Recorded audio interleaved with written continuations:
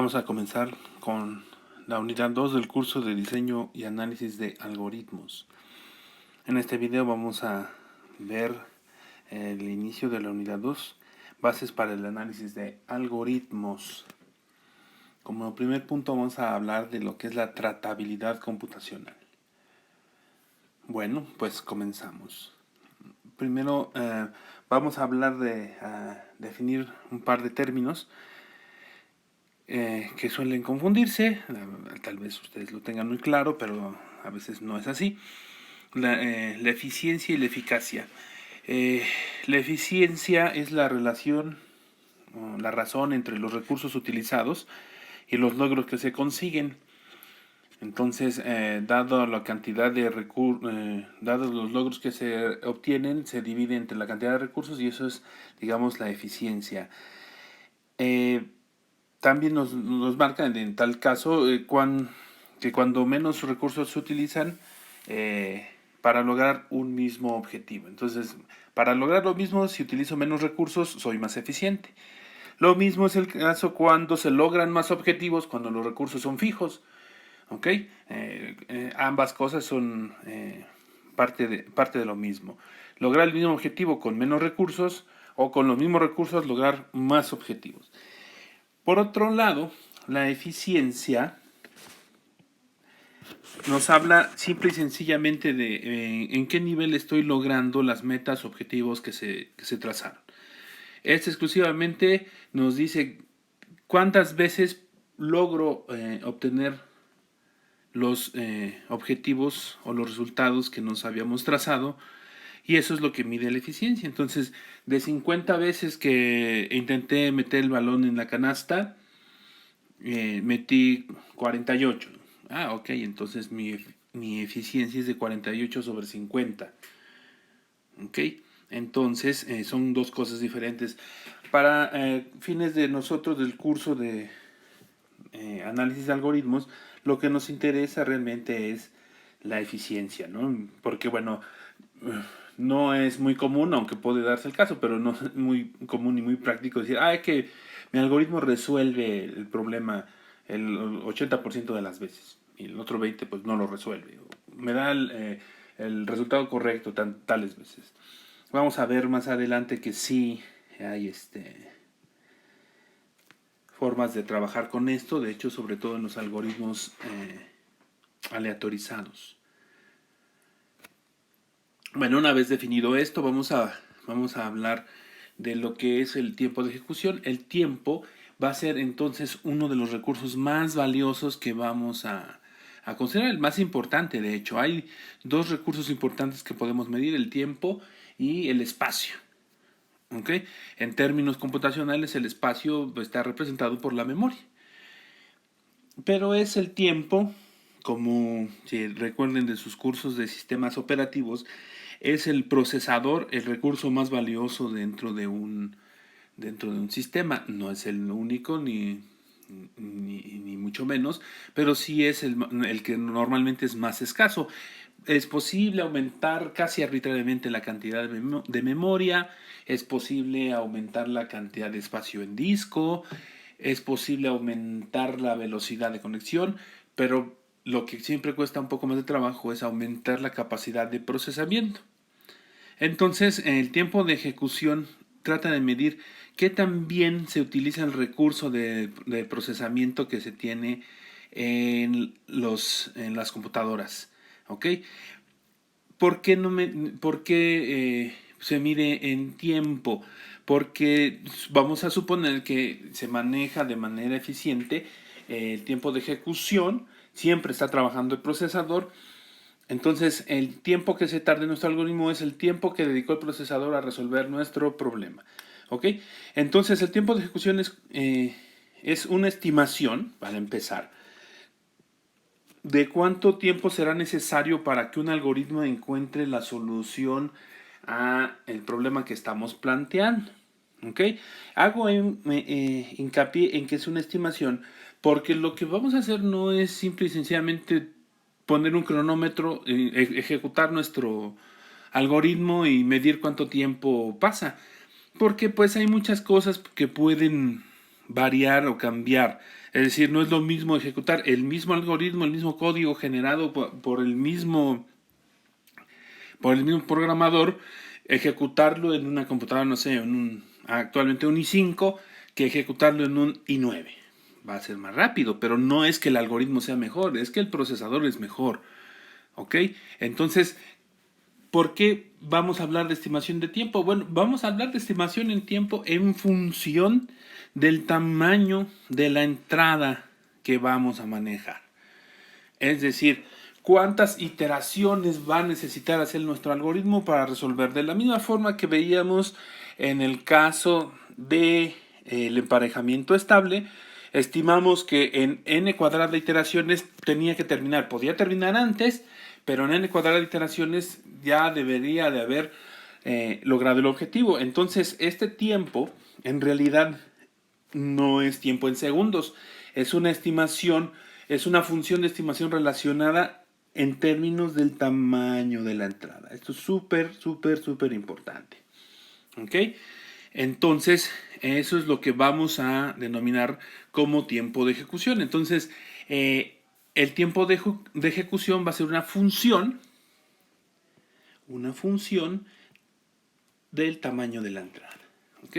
Cuando n sea el número de elementos que tiene la entrada. ¿Ok? Obviamente esta función va a estar denotada en términos de n y puede ser, por ejemplo, un polinomio. En el caso del emparejamiento estable, decíamos que f de n era igual a n cuadrada. Pero como vamos a ver un poco más adelante, hay diferentes familias de tiempos de ejecución. ¿Ok? En este caso es n cuadrada, en el caso del emparejamiento estable. Ok, otra acotación es que vamos a considerar que todos los algoritmos son algoritmos de búsqueda. Todos los algoritmos. De hecho, no importa lo que realice nuestro algoritmo, lo que hace el algoritmo es buscar. ¿Qué busca? Pues busca una solución. ¿Ok? O busca una propiedad. A final de cuentas, nosotros, y lo mencionaba en algún video anterior, el algoritmo tiene un estado, que es un estado de entrada, un estado inicial. El algoritmo nos va a llevar de alguna forma a un estado de salida, a un estado final. ¿Ok? Aquí, bueno, puede ser inicial, o de salida o final. Entonces, ese estado final es realmente lo que nos interesa. Es el estado que estamos buscando. Porque como este estado final, hay muchos, y la mayoría de veces muy grande el conjunto de estados posibles a los que podría llevarnos el algoritmo. Entonces lo que hace el algoritmo es buscar entre todos estos estados posibles un estado final que satisfaga los requerimientos del algoritmo. ¿Ok? Vamos a ver ejemplos más adelante, ejemplos de esto. Pero con el ejemplo que ya manejamos del emparejamiento estable, veíamos que un emparejamiento, el primero que hacíamos, de asignación de parejas, no cumplía los requerimientos de un emparejamiento estable, ¿no? Porque existía una pareja inestable. Entonces, la forma que utilicé, no sé, al azar de asignar parejas, fue un algoritmo que me llevó a un estado que no era el óptimo, que no era el que satisfacía los requerimientos del problema. Entonces, el algoritmo de emparejamiento estable lo que hace es buscar ese estado en el cual se asignan las parejas y el estado que obtenemos es un emparejamiento estable. ¿Ok? Bueno, ¿cómo podemos medir el tiempo de ejecución? Bueno, tenemos el caso que ya hemos trabajado, es el análisis del peor caso.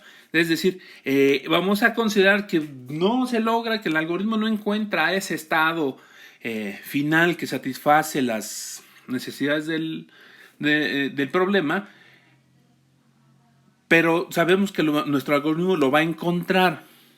¿En cuánto tiempo lo va a necesitar para encontrarlo? Bueno, en el peor de los casos, cuando no lo encuentre por algún motivo, ese es el análisis del peor caso. Y es lo mismo que hicimos en el ejemplo del emparejamiento estable. En el peor de los casos, los hombres tienen que hacer propuestas a todas las mujeres. Todos los hombres a todas las mujeres. En ese escenario catastrófico, a lo más puede haber n cuadrada propuestas. Ok, entonces ese es el peor de los casos. Entonces, vamos a decir que esto en esencia captura la eficiencia. ¿Por qué? Porque en el peor de los casos, los recursos que van a utilizar son esos. O sea, mientras es el máximo de recursos que va a utilizar para resolver nuestro problema.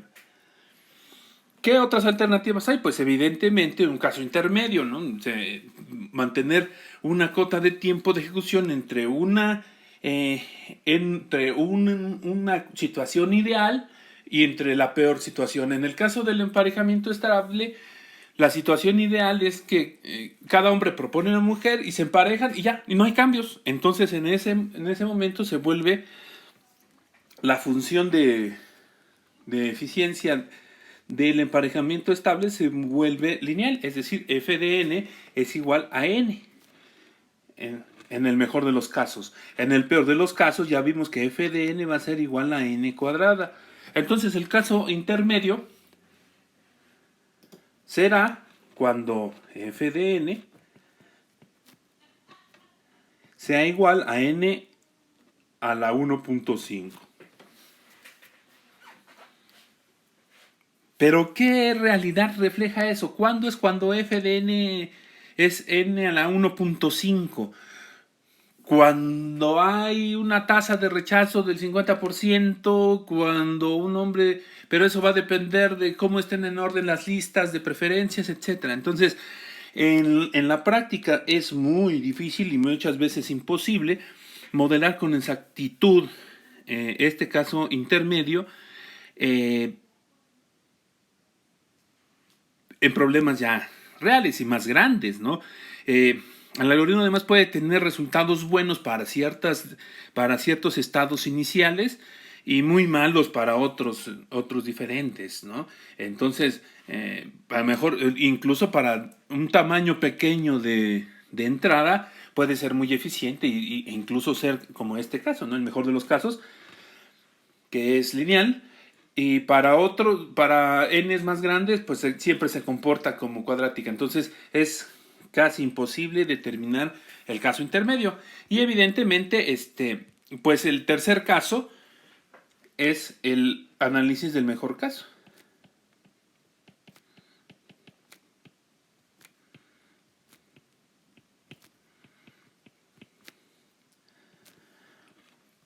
Y ese análisis del mejor caso es, bueno, ok, todo es ideal, el algoritmo va a buscar y es casi como el sueño guajiro de la vida, ¿no?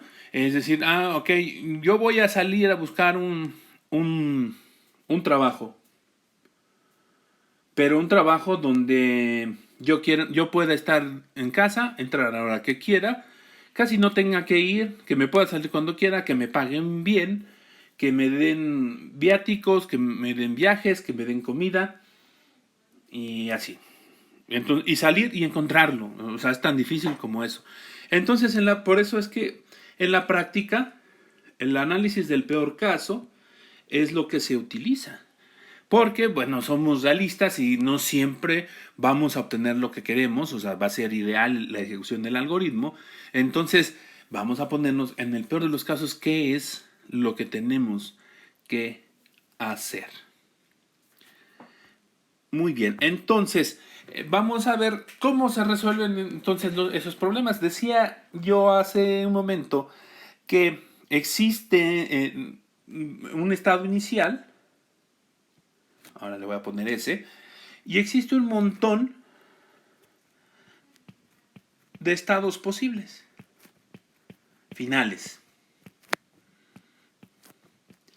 Vamos a imaginar esto muy simple, como lo que quiero es adivinar cuál es el número que estoy pensando.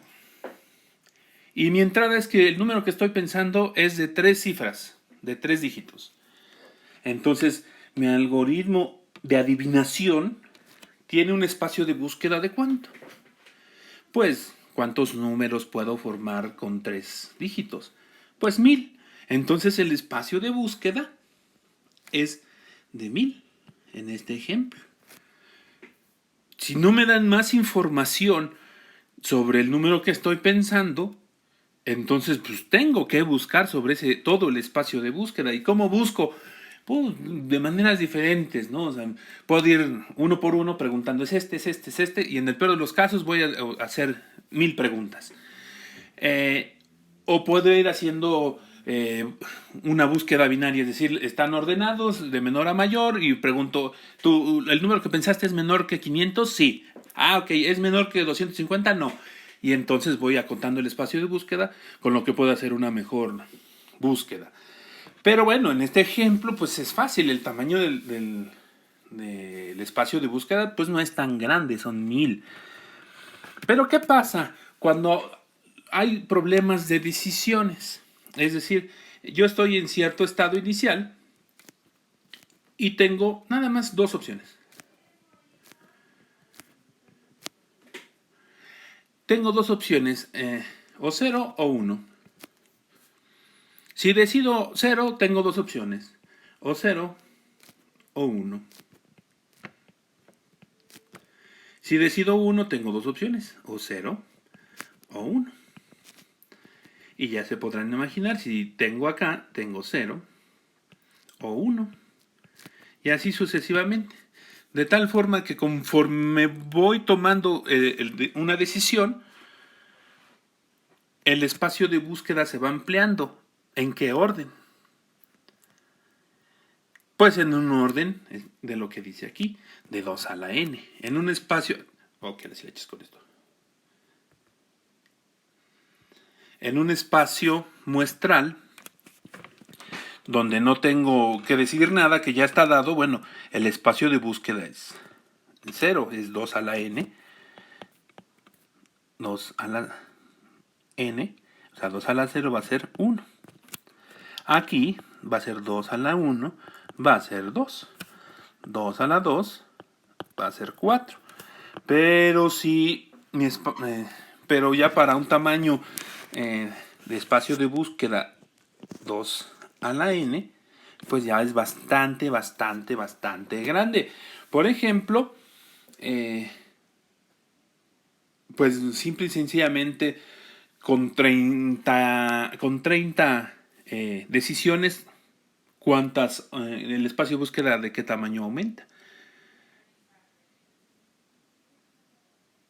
Pues del orden de miles de millones. ¿Ok? Nada más con una decisión más, pues duplico el espacio de búsqueda en cada salto. ¿Ok? Entonces es a lo que se le llama fuerza bruta. Si yo busco a ciegas, a lo bruto, en ese espacio. Entonces, típicamente toma un tiempo de 2 a la n, lo cual no nos gusta. Lo que no nos va a gustar es que la n esté como un exponente. Lo que nosotros siempre vamos a querer es que la n sea un coeficiente y acá haya una exponente que sea una constante. Eso es lo que nosotros queremos. Pero bueno, fuerza bruta, que es la forma en cómo se pueden encontrar todas las soluciones a todos los problemas. ¿Ok? Pero, por ejemplo, por fuerza bruta, ¿cuántos emparejamientos diferentes puedo tener? ¿De cuántas formas puedo hacer parejas?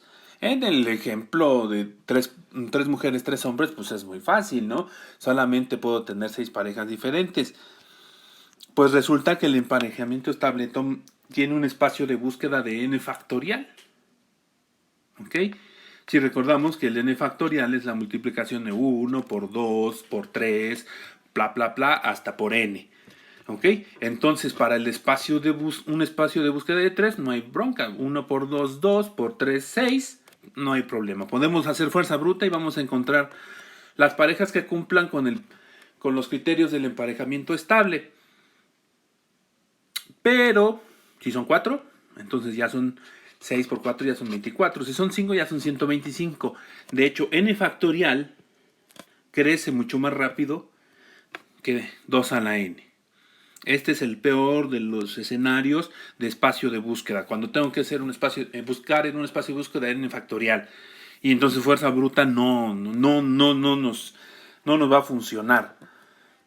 ¿Ok? Entonces no es aceptable en la práctica la fuerza bruta. Aunque, como veremos, hay problemas que no se conoce otra solución que no sea fuerza bruta. Estoy hablando de exacta. Una solución exacta. Ok, hasta ahora dije que bueno, es aceptable que la n sea un coeficiente, no un exponente. Entonces podemos tener n elevada a alguna constante. Ok.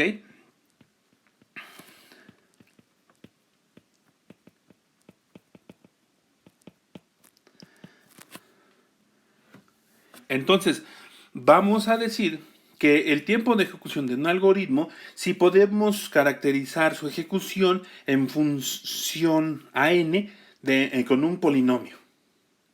¿Ok? Entonces, para el emparejamiento estable, la función que representa, y bueno, esto ya lo puse, la función de n que representa al comportamiento del emparejamiento estable es n cuadrada. Más adelante vamos a ver más detalles, que en realidad pues puede ser n cuadrada más 3, más 4 o 2n cuadrada, y que además vamos a ver que eso equivale siempre a lo mismo. Pero bueno, entonces regresando a nuestras bases, pues decimos, ok, o sea, va a ser en tiempo polinomial si podemos representar el comportamiento con un polinomio en función de n. Entonces, ¿qué es un polinomio? Pues un polinomio es una expresión constituida por variables constantes y exponentes que vamos a mezclar con operaciones de suma y resta. Es decir, tenemos un monomio que tiene un coeficiente, una variable y un exponente. Y la suma de monomios, bueno, y un signo. La suma de monomios es lo que me va a dar un polinomio. ¿Vale? Entonces, con el tiempo polinomial vamos a decir que un algoritmo es eficiente si funciona en tiempo polinomial, aunque hay sus excepciones, ¿no? Por ejemplo, si f de n, aquí f de n, bueno, que es mayúscula aquí en este ejemplo, es igual a 6 por 6.02 por 10 a la 23 por n a la 20, pues es un polinomio, ¿no? O sea, técnicamente es polinomial, esto es un monomio, de hecho. Pero en la práctica es muy, muy costoso n a la 20. ¿Ok?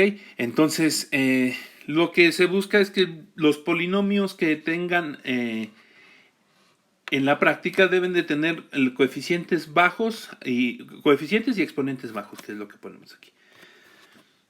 ¿Ok? Deshacerse de la barrera exponencial de fuerza bruta siempre se logra a través de encontrar una estructura subyacente en el problema. ¿Ok? Entonces, como excepciones vamos a marcar que hay algoritmos en tiempo polinomial que tienen exponentes muy grandes, pues no son muy diferentes a fuerza bruta. Sí son, pero también son igual de imprácticos que fuerza bruta en tal caso. Y hay algoritmos de fuerza bruta o de tiempo exponencial que en la práctica se utilizan porque las entradas no son demasiado grandes y entonces se puede lograr. Entonces, ¿por qué esto es importante? Aquí tengo una tabla, esta tabla la tomé del libro de Kleinsberg y Tardos, pero para ilustrarlo mejor la pasé o tengo una tabla similar en Excel.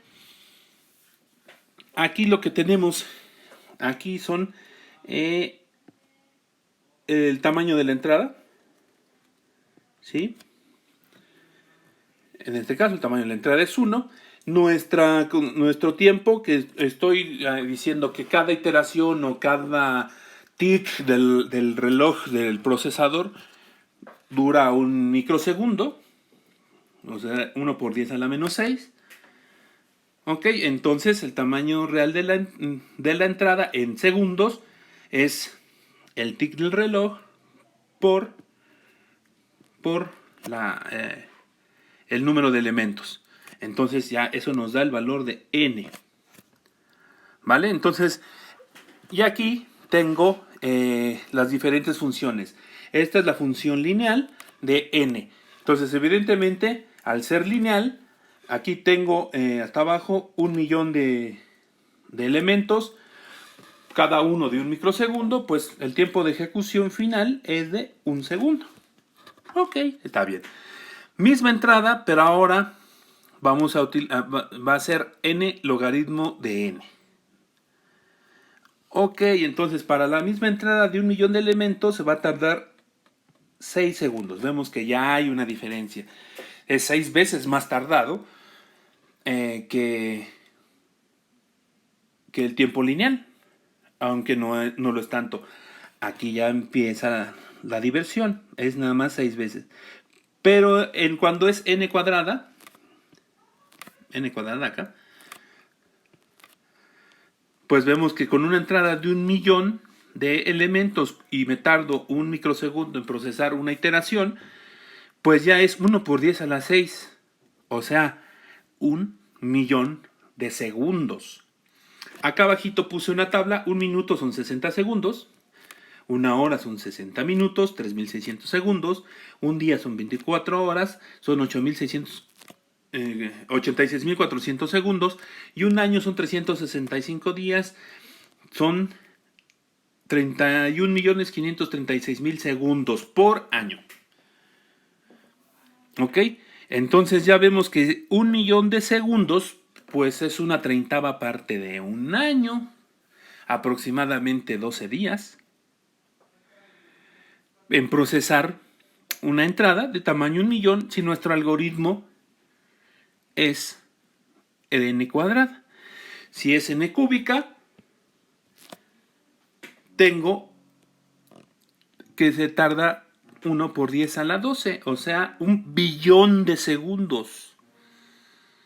Ya estamos hablando de 12 millones de días. Ya no es negocio, ¿verdad? Y de hecho, y entonces si es en a la 4, pues ya empieza a ser impráctico cuando los exponentes son muy grandes. ¿Qué pasa con el exponencial?